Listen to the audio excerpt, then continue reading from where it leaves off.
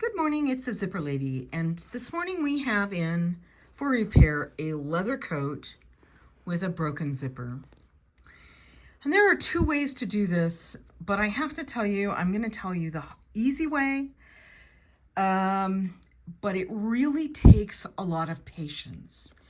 And so what I'm going to do first off is I'm going to unstitch gently on the back side.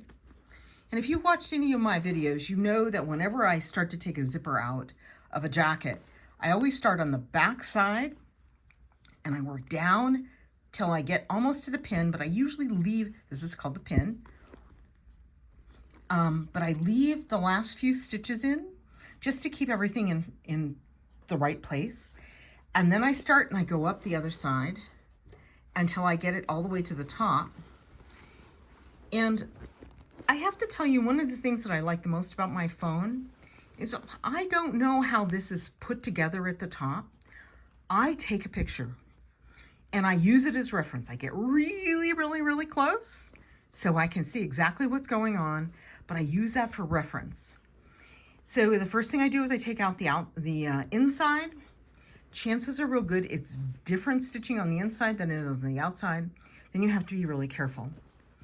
So when I get ready to sew it back in, I am going to sew inside first and then top stitch it exactly where the old stitching was.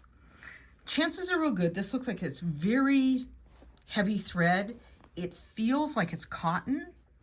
The jacket is probably late 70s, early 80s. So it probably is predominantly cotton. I use a Tex 40 thread and a 18 needle.